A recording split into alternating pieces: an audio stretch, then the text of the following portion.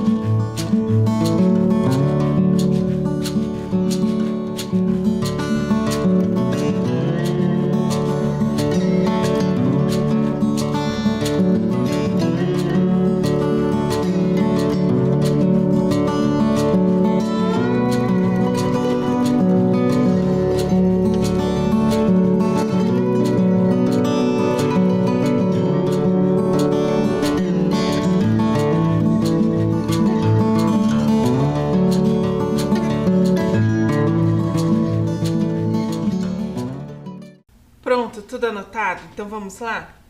Então a nossa aula de hoje é a aula 26 e vamos falar sobre os movimentos sociais no Brasil, a Conjuração Baiana. Então lá onde você deixou o espacinho para anotar o título da nossa aula, anote lá os movimentos sociais, a Conjuração Baiana e já vamos estar falando sobre a nossa aula de hoje.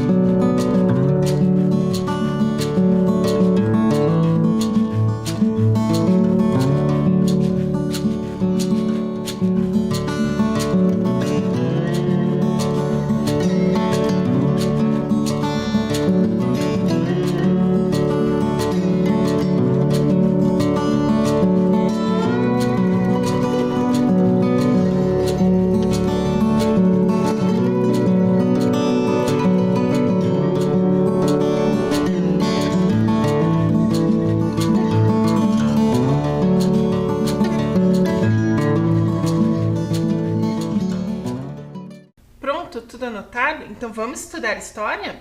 Para nós estarmos começando a aula de hoje, nós vamos revisar o que nós estudamos na aula anterior. Então lembrando lá, na aula anterior nós estudamos sobre o governo português, que ele controlava todas as jazidas de ouro brasileiras e cobrava altos impostos sobre essas riquezas. Lembra que nós vimos sobre a questão da mineração, sobre a questão da conjuração mineira e o que foi a questão dos altos impostos e a cobrança da derrama. Nós vimos que na cidade de Vila Rica, em Minas Gerais, um grupo de intelectuais iniciou um movimento de resistência à coroa portuguesa, a Inconfidência Mineira, também conhecida como Conjuração Mineira. Lembra que nós falamos sobre o significado dessas duas expressões, né? E esses intelectuais, essas pessoas que iam para fora do país, que iam estudar e traziam essas novas ideias aqui para o Brasil e que começaram a estar se rebelando contra o governo português e essa alta cobrança desses impostos, como nós estamos comentando. O movimento de resistência foi liderado por Joaquim José da Silva Xavier, conhecido como Tiradentes. Lembra que nós falamos que ele foi alferes, que ele era participante da parte militar do governo português, né? Então ele foi considerado um dos líderes desse movimento contra o governo português. Mas além de Minas Gerais, nós vamos ver hoje também que houveram outros movimentos sociais contra o governo português, né? Outras regiões do Brasil que também se revoltaram.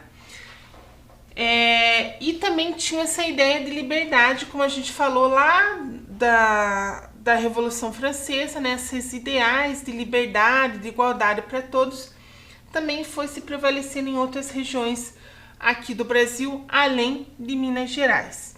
Então vamos ver quais outras regiões foram? Então eu tenho aqui um mapa do Brasil com alguns desses pontos. Então nós já vimos lá Vila Rica, Conjuração Mineira, em 1789.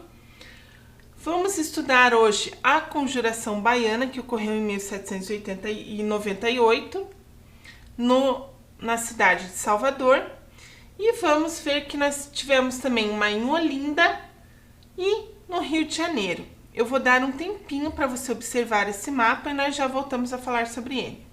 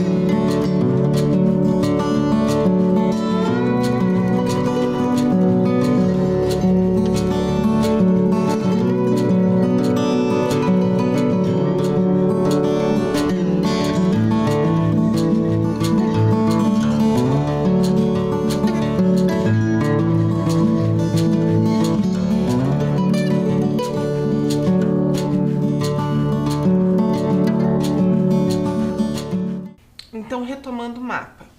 Aqui no mapa, nós estamos observando que tivemos algumas revoltas populacionais. Isso mostrou que a população não estava de acordo com o que o governo português estava pregando nesse período. Então, como eu falei, nós vamos estudar sobre a que ocorreu em Salvador, a Conjuração Baiana. Nós já vimos a Conjuração Mineira na aula anterior, mas também ocorreu uma no Rio de Janeiro, em 1794, e outra em Olinda, em 1801. Tá? Então, como nós já vamos falando, essa ideia de revolução, ela foi vindo desde lá a Revolução Francesa, que nós estudamos, que ocorreu no ano de 1789. Então, toda essa ideia de liberdade foi saindo lá da França e foi vindo aqui para o Brasil.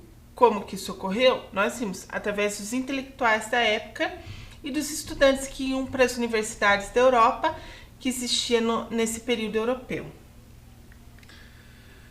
Então, nós vamos falar hoje sobre a Conjuração Baiana ou Revolta dos Alfaiates. Nós já vamos ver ao longo da aula por que ela leva esses dois nomes.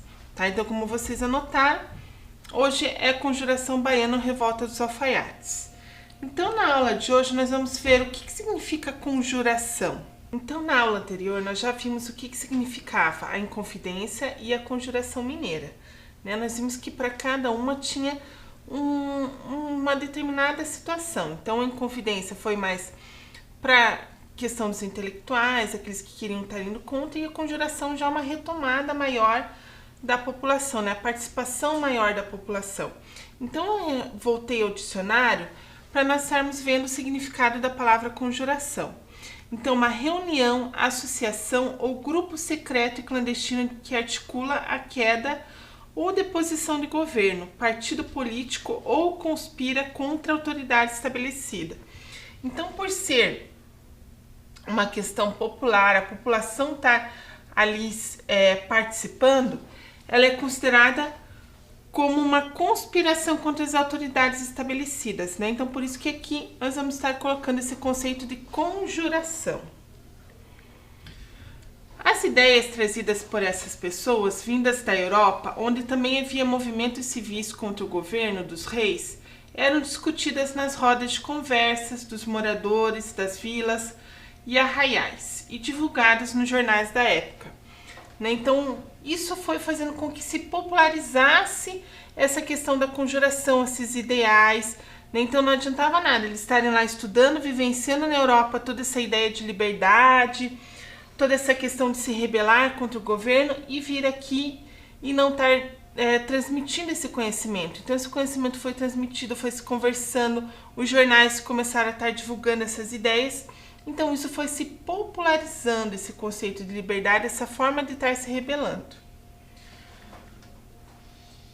A revolta dos alfaiates, ou conjuração baiana, ou ainda a revolta dos búzios, ocorreu em 1798. Então, essa revolta ela tem esses 3 nomes. Por quê?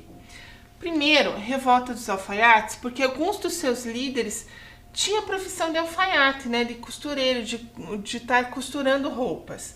Por isso que levou esse nome de revolta dos alfaiates. Conjuração baiana, por causa daquilo que nós estávamos falando, né? Esse nome conjuração baiana ela veio mais tarde porque ocorreu no estado da Bahia e porque foi uma revolta popular. E revolta dos búzios, porque alguns dos seus participantes, eles tinham pequenos búzios presos ao relógio, né? A algumas peças que eles estavam utilizando. Nós vamos ver isso mais para frente. Então, por isso que também leva esse revolta de búzios. Outro nome também que você pode estar encontrando é revolta das argolinhas, porque alguns dos seus participantes usavam brincos de argolas. Então, assim que eles eram reconhecidos, né? Tanto o uso do búzios quanto da argola era a forma de estar se reconhecendo entre os participantes dessas revoluções. Por isso que levam esses nomes. Na conjuração baiana participaram artesãos, pequenos comerciantes, soldados, médicos e ex-escravizados. Então foi uma revolta popular, mas que envolveu todas as camadas da sociedade. Também os ex-escravizados, né, que também queriam estar tendo toda essa situação, essa melhoria das suas condições de vida. Eles se uniram para conseguir alimentos, porque a população local sofria com desabastecimento e ocorriam saques nos armazéns. Então, nesse momento, os lavradores também se revoltaram contra os proprietários de terras locais, porque eles acabavam ocupando suas terras. A população estava passando fome e o governo não estava conseguindo fornecer alimento suficiente nem para a compra da população. Então, isso foi também um dos motivos que acabou gerando maior revolução, maior revolta. A situação foi ficando cada vez pior quando, tentando inibir, tentando acabar um pouquinho ali com a revolta, o governo português impôs novamente derrama. Lembra a derrama que nós estudamos na aula anterior? Que vai estar falando que quando era cobrado imposto e as pessoas não pagavam imposto, o governo vinha e fazia derrama, né? Colocava o imposto ainda maior. Então isso foi gerando cada vez mais revolta entre toda essa população, principalmente pela questão de estarem passando fome e não estarem tendo essas condições para o alimento. O movimento foi reprimido pelas autoridades locais, que prenderam algumas lideranças, alguns foram enforcados. Então, a mesma história que nós vimos lá da Inconfidência Mineira, também tiveram algumas lideranças que foram, que se rebelaram, que foram enforcados. O enforcamento nesse período era uma maneira de uma punição, de mostrar para os demais como que ocorria quando não se estava de acordo com o que o governo português queria, né? É uma forma de estar ali mostrando, prendendo esse movimento da autoridade. Então, alguns foram presos, foram enforcados, né? E nós estamos aqui na ilustração da Praça da Piedade, um local onde foi bastante explorado essa questão desse movimento, né? Tinha uma grande parte dessa participação. Eu quero que você preste bastante atenção nessa imagem, que nós vamos falar um pouquinho sobre ela. Eu quero que você olhe e observe o que tem nessa imagem, o que ela está demonstrando. Vou dar um tempinho e eu já volto.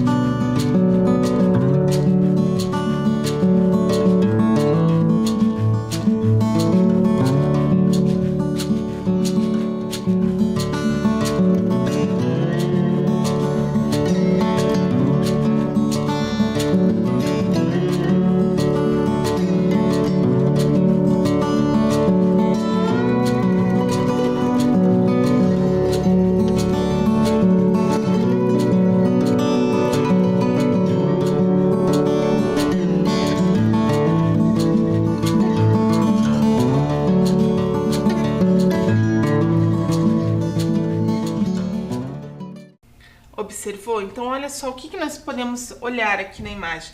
Então, nós vemos escravizados, vemos pessoas, né, ex-escravizados, pessoas andando por ali. Então, essa praça era um local ali em Salvador em que eles conseguiam estar vendo. Além disso, outro ponto importante dessa praça foi que se fixavam nos postes, construções, alguns panfletos para estar mostrando, porque pensa assim, naquele período, a maneira como eles tinham para estar falando, para estar divulgando suas ideias, era através dos jornais e também desses cartazes que eles acabavam fixando. Então, os cartazes acabavam atingindo uma maior parte da população. Uma maior parte da população estava de acordo com aquilo que estava se querendo ser dito, mostrado. Então, em alguns postes e algumas construções, eles acabavam fixando esses cartazes com essas ideias. Ao longo da aula, nós vamos continuar falando sobre eles. Mas, quando aqui na praça foram, né, enforcados, esses revoltosos tiveram esse julgamento, na atualidade, nessa mesma praça, foram erguidas algumas estátuas, né, alguns bustos em homenagem a essas pessoas da Revolução. Então, no mesmo local onde eles foram enforcados, onde eles foram julgados, foram erguidos bustos para estar se homenageando essas pessoas que marcaram esse movimento. Então, nós temos ali de João de Deus do Nascimento, o busto dele, Manuel Faustino, Luiz Gonzaga e Lucas Dantas. Né? Então, para quem for a Salvador e estiver na praça, vai estar vendo os bustos desses membros da história do movimento da Conjuração Baiana. Então, como nós comentamos, esses simpatizantes, eles tinham formas de estarem se identificando, usavam símbolos para estarem se identificando. Então, nós temos ali o primeiro, a questão do búzio, como nós estamos vendo ali, né? Que eu falei também que essa é uma revolta que também ficou conhecida como revolta dos búzios. Por quê? Porque nas religiões de matriz africana, eles têm alguns búzios que se referem aos seus orixás. Então, nesse momento, eles escolheram um búzio para estar colocando junto ao seu relógio. Nesse período, não se usava relógio de pulso, se usava relógio no bolso. Então, era a maneira deles estarem de um jeitinho bem, sem que ninguém percebesse, mostrar que eles faziam parte dessa revolução. Então, por usar esse búzio, é que ficou conhecida também como Revolta dos Búzios. Né? Então, era um jeito de os participantes estarem sabendo quem estava na revolta ou não, mas sim que o governo português soubesse. Outra forma que eles encontraram foi a questão do brinco de argola em uma orelha só. Lembra que eu comentei que também era chamado de revolta das argolinhas? Então, além de ser um brinco de argola numa orelha só, também a questão da barba, a barba mais perto ao queixo, né? Então tinha tudo uma simbologia para estar se identificando os seus companheiros. Fora que também fizeram uma bandeira da revolução, né? Que ela foi criada com a ideia de representar esses ideais de liberdade, igualdade e fraternidade, tal como nós vimos lá na Revolução Francesa. Como eu falei, eles afixavam cartazes, né? Eles pregavam cartazes nas paredes para estar passando essa informação para a população saber o que estava acontecendo. Mas, pensando assim, colocando cartazes, e hoje? Hoje a gente precisa fazer isso? Você sabe o que é um panfleto, o que é um cartaz? Aqui eu tenho uma pequena representação de um cartaz, né? Que é uma folha grande que você prega ali na parede. O que estava trazendo esse cartaz? O que ela trazia? Eram panfletos escritos à mão, né? Não tinha máquina de escrever, computador, então escreviam à mão e pregados por toda a cidade com os ideais do movimento: liberdade, igualdade e fraternidade. Então eles traziam, além dessa frase, também traziam outras informações para estar pensando, para estar divulgando esse movimento. E se a gente fosse fazer isso hoje? Como será que nós faríamos? Como que a gente ia divulgar uma ideia? Como que nós iríamos estar passando aquilo que nós queremos estar transmitindo? É uma forma de se pensar, né? Então, Em alguns desses cartazes, que nós temos aqui um panfleto, uma ideia, um exemplo, né, de como nós temos, eu quero que você tente ler, observe. Eu já coloquei aqui a transcrição, porque como nós já comentamos na aula anterior, a escrita portuguesa, né, da língua portuguesa desse período é bem diferente da escrita que nós temos hoje. Então eu quero que você preste bastante atenção nesse cartaz e daí nós já vamos conversar um pouquinho sobre ele.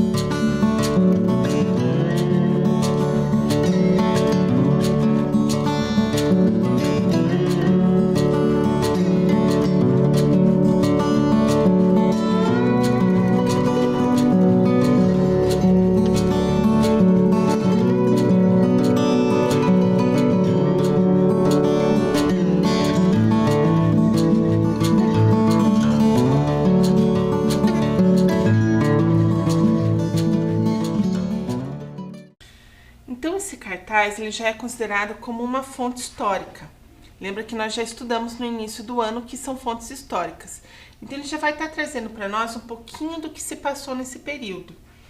Como eu falei, eu transcrevi, eu escrevi de novo, eu tirei ali o que estava escrito desse português do período colonial, tentando trazer um pouquinho para nós estarmos entendendo o que o cartaz nos traz. Então diz bem assim: povo bainense. Quer o povo que se faça nesta cidade e seu termo a sua memorável revolução, e que o soldado perceba 200 réis de soldo cada dia. O povo, né? Então, o que quer dizer isso? O que ele está querendo trazer com essa informação? Para quem que ele está se referindo? Pensando nisso, vamos para a nossa atividade? Então, agora você pega o seu caderno, o seu lápis e a sua borracha, e vamos fazer a nossa atividade de hoje. Pense e faça, escreva no seu caderno como um revolucionário da Conjuração Baiana. Então agora você vai pensar no que nós estamos estudando, com as ideias do que nós já vimos lá sobre a Inconfidência Mineira, essa revolta, a questão do imposto, da derrama, pensando na Conjuração Baiana, que também é uma revolta popular, também é contra o governo português.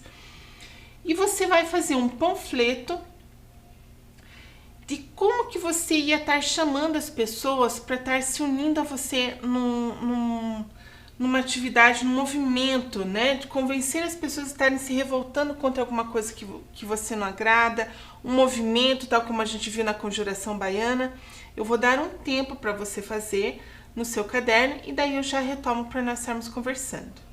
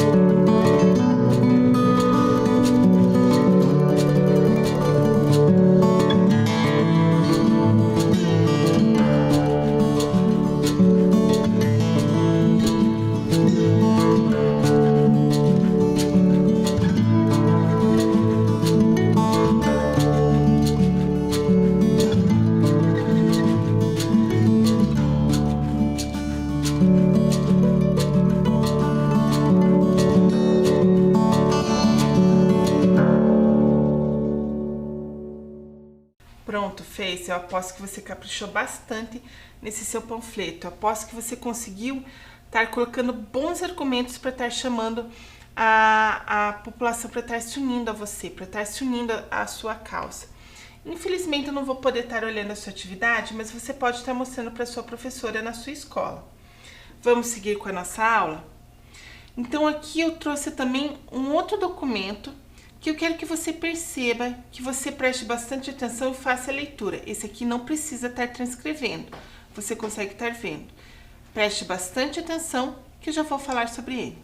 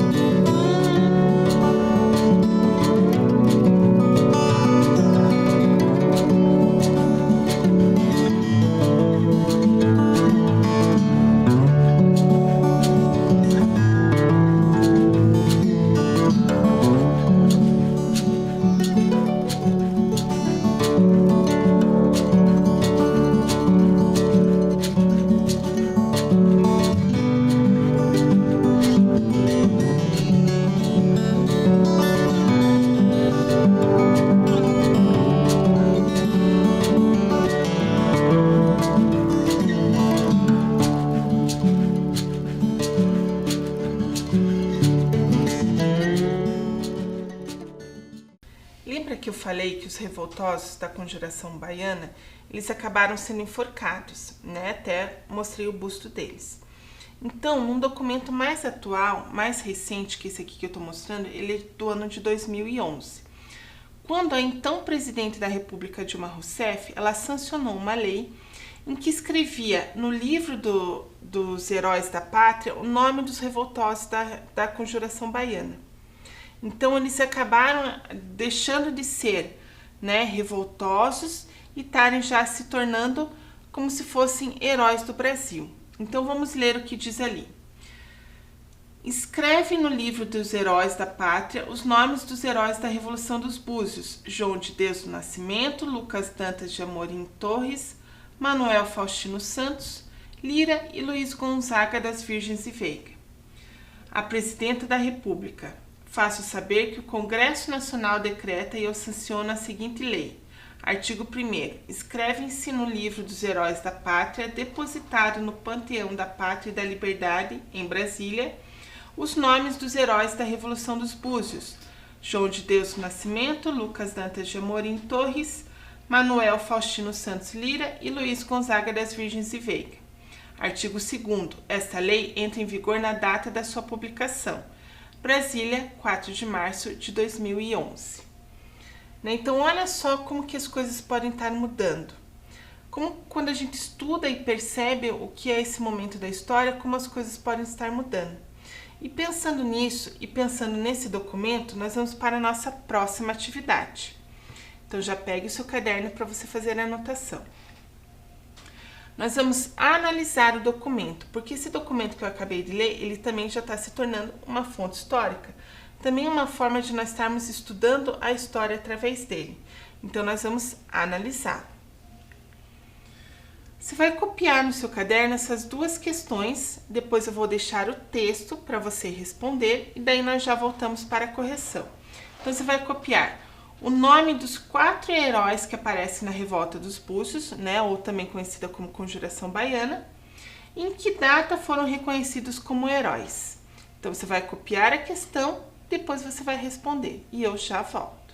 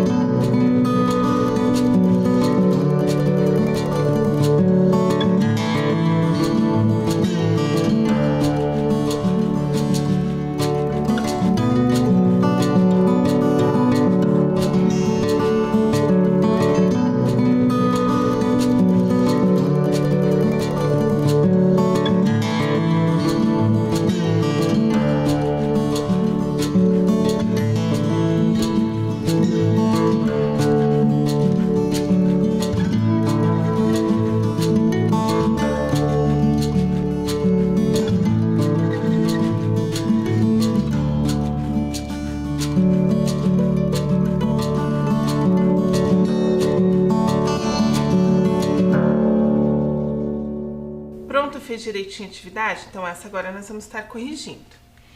Então vamos lá, prestando bastante atenção.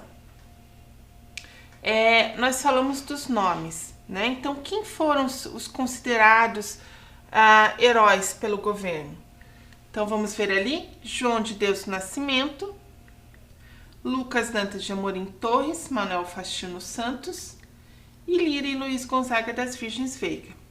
E qual foi a outra pergunta que nós fizemos? Em que ano em que eles foram chamados de heróis? E aqui a data, 4 de março de 2011. Lembra quando foi que ocorreu a Revolução Conjuração Baiana? Foi 1798. Então, olha só quantos anos se passaram, quantos séculos se passaram. Por que será que antes eles eram considerados revoltosos e hoje são considerados heróis? Por que será que isso ocorre? Eu vou deixar você corrigindo essa atividade, vou deixar um pouquinho dessa pergunta para você pensar.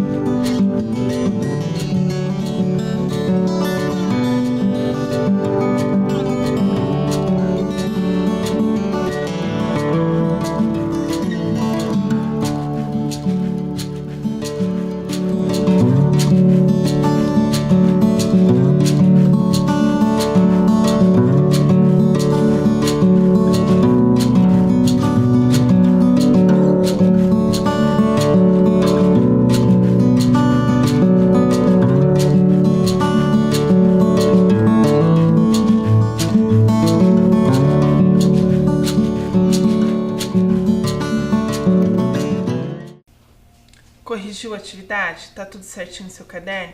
E pensou bem?